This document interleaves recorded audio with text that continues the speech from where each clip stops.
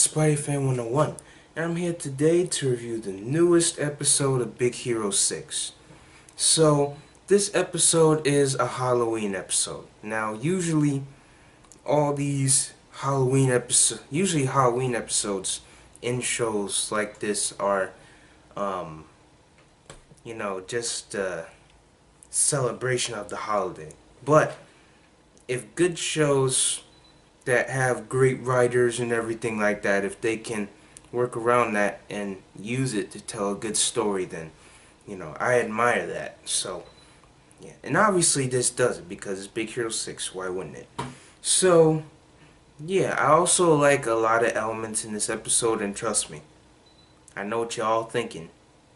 I will get to it. It is inevitable. So let's get started.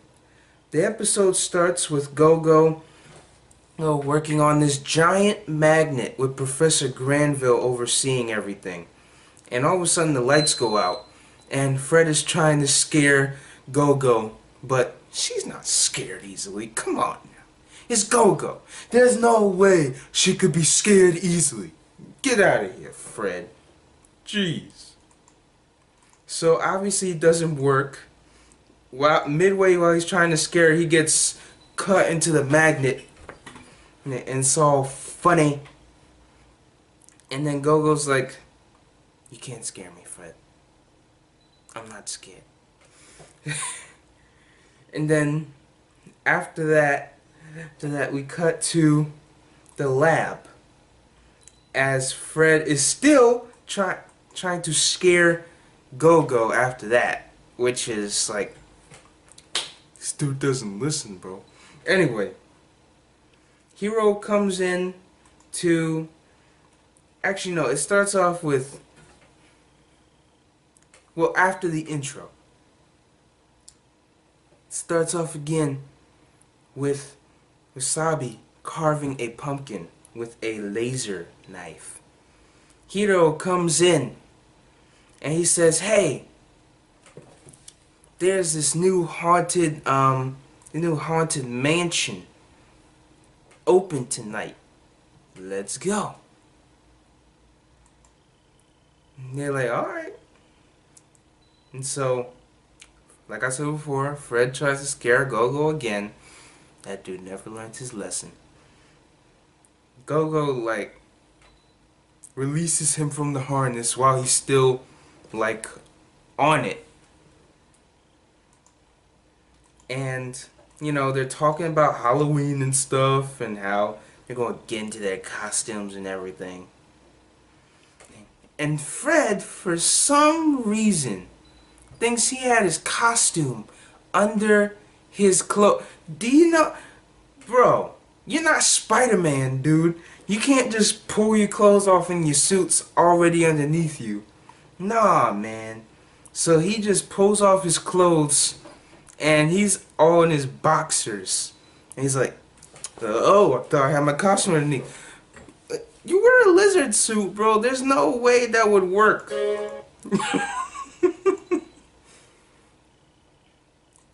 Anyway, so they're talking about Halloween and stuff and how they're gonna prepare and what they're scared of. Once again, Fred tries to scare Go-Go, and she's just straight-faced. As a matter of fact, look. She is just straight-faced. She doesn't scare easily. She just doesn't. So the next scene, Hero is dressed. Actually, no, all of them are dressed. Like, Wasabi's dressed as a pineapple. Baymax is dressed as a pirate. Fred is dressed as, like, what superhero would that be? I don't know. We get to Hero. He's also dressed as a pirate. Go-Go's not really in a costume. She just has, like, cat ears on. And Honey Lemon is just like Momokaze. So the team is starstruck because you have kids and parents too in Halloween wearing, Halloween versions of their costumes, which is pretty awesome. Which I guess would be pretty awesome. Well, obviously that'd be pretty awesome. Then these kids come up to Baymax. This kid and his father, who are dressed like Hero and Baymax, come up to Baymax and they're like, "Hey, what are you supposed to be?" And he's like, wait. I want Baymax to say it himself, cause I can't make it as funny as it is. Supposed to be. Hello, I am a pirate. Arr.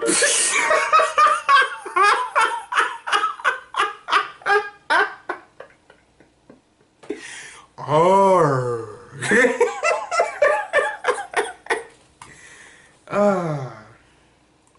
That's so funny.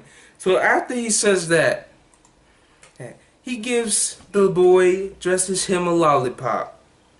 And so once they get to this haunted mansion place that they go to, this weird old guy greets them outside the door.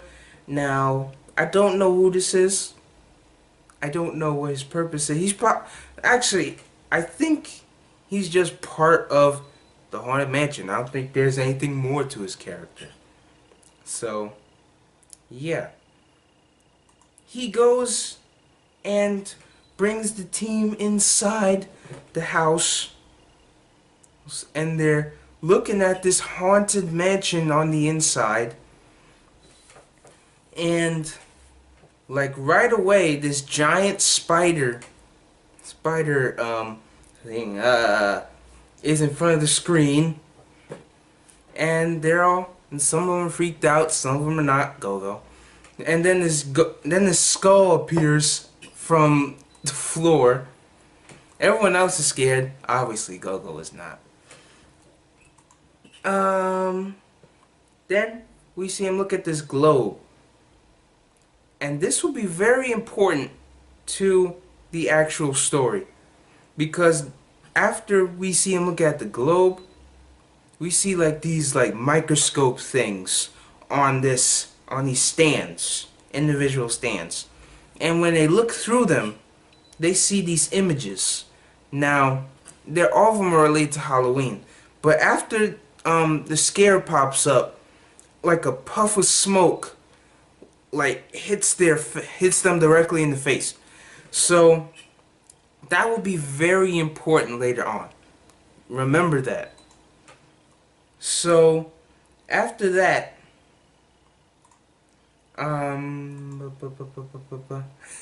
a mummy pops out, tries to scare them. Not a real mummy, but a mummy comes out. Baymax is like, your rapping is low. This could, like, something Baymax would say. But yeah, it was along those lines. And then Honey reveals that she's afraid of hippos? Yeah, that's weird. And then this mummy pops out. There are a lot of like scary moments in this episode with the Halloween and stuff, but you know, it's whatever. So after that scene, they're walking out of the haunted house. The guy running the mansion is just like, rate 5 stars.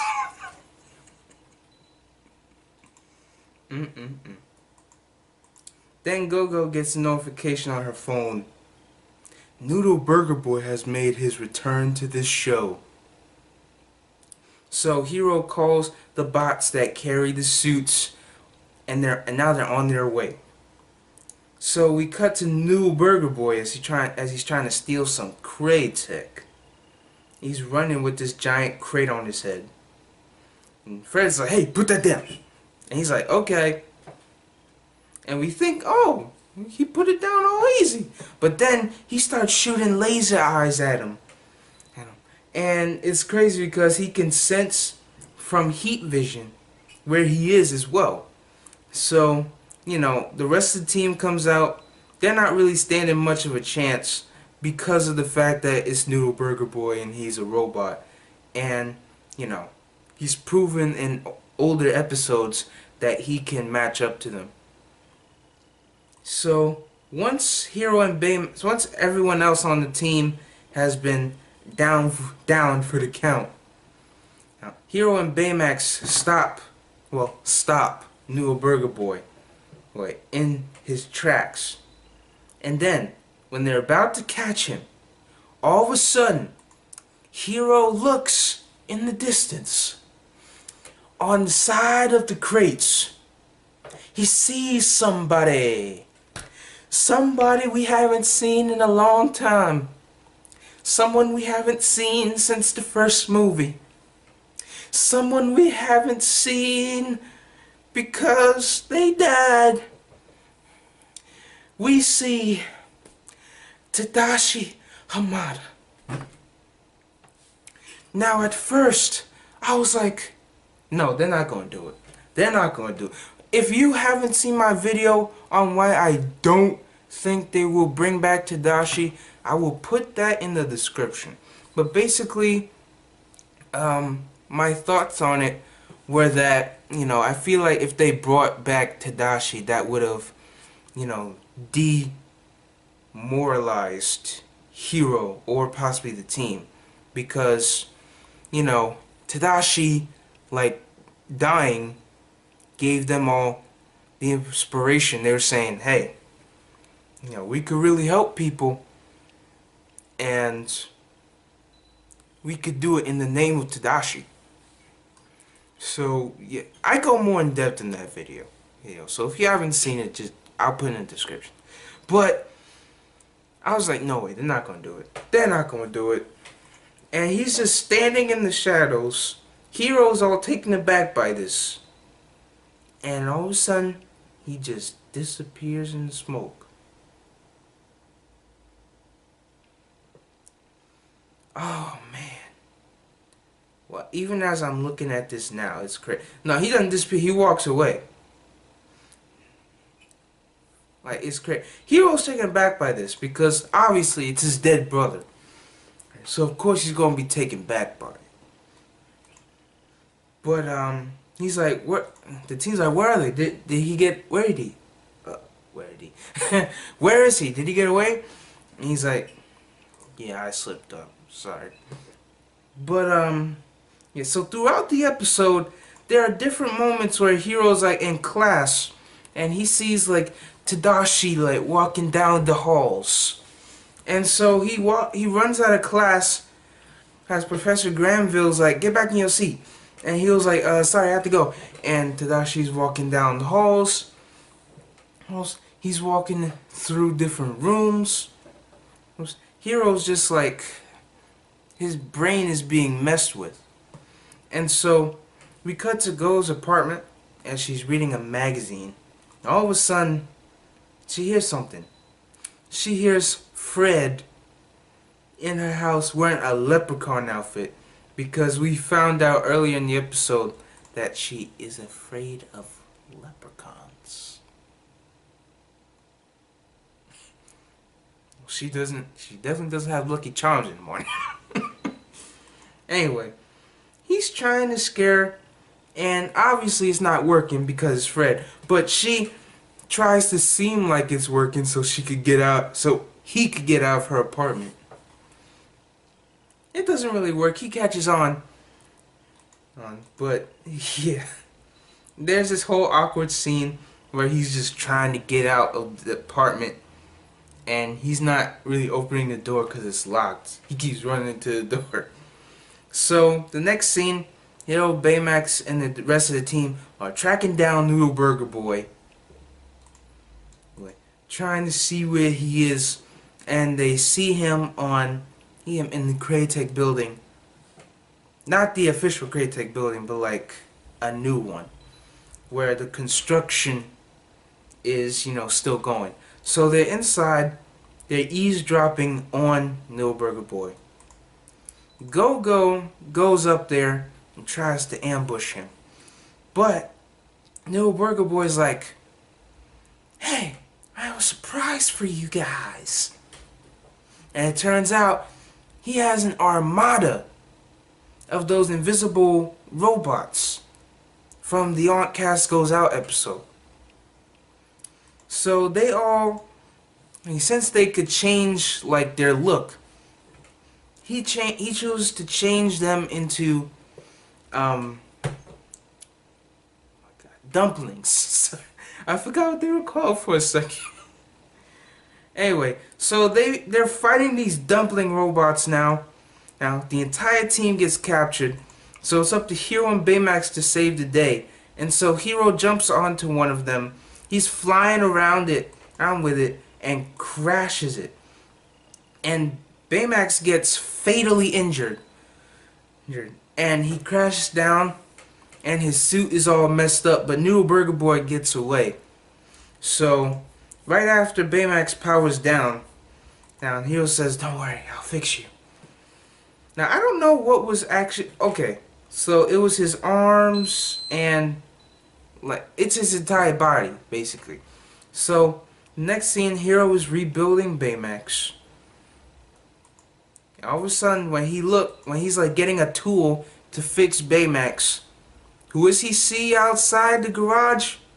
Tadashi, looking straight at him.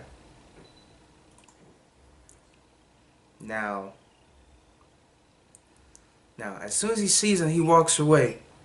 But Hero's like, "Baymax, did you see that? It's Tadashi." And Baymax is like, "It is hard to lose a loved one. I get it." And so Hero's like, "I'll be right back."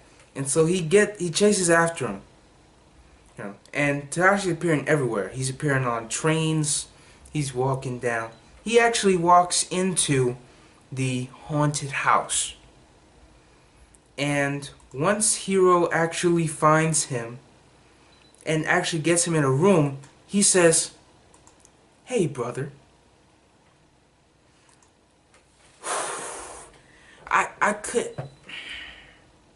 I know, like, for that small second, I believed it. Until he started, like, I was believing it for a short period of time. Until he started really talking. So Hero is, like, shocked. And we get, like, flashbacks of the movie when he went in there and the S-Fit and it was on fire and it exploded and he died. And, he's remembering this, and he's like, "No way, this cannot be real." And he's like, "Well, I'm standing right in front of you." Well, he doesn't say that, but he's like, it's basically like, "I'm standing right in front of you." So, while he's talking to Tadashi, Gogo is working overnight on her magnet project. Then all of a sudden, Little Burger Boy comes down from the ceiling. And she calls the team because now he's obviously in the school. And Fred, for some reason, is talking, giving commentary on this pizza like, "Yeah, this pizza's on the list. Yeah, that's definitely the case every time. It's very good." I don't know why. Does he do that every time he eat? That's weird. But, yeah, they all get calls from the team, except Hero doesn't notice because obviously he's out talking to Tadashi. So, while he's talking about Professor Granville and how, she says that he needs limits. And then Tadashi says something really out of character. He says, "You can't let Granville hold you back. You can't scale down the limits." Then he's like, that's not something Tadashi would say. And so, he starts getting really out of character.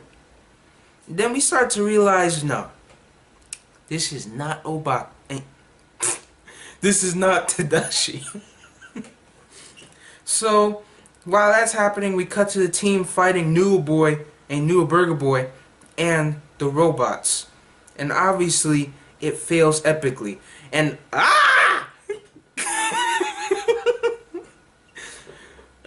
if you're wondering what I just reacted to, Um, Fred was down because he got knocked down by one of the robots, and all of a sudden, this giant Black Widow spider,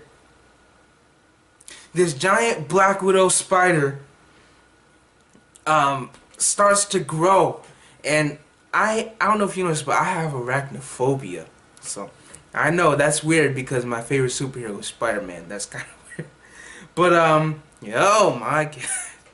So soon, like, all of them start to see like their worst fears.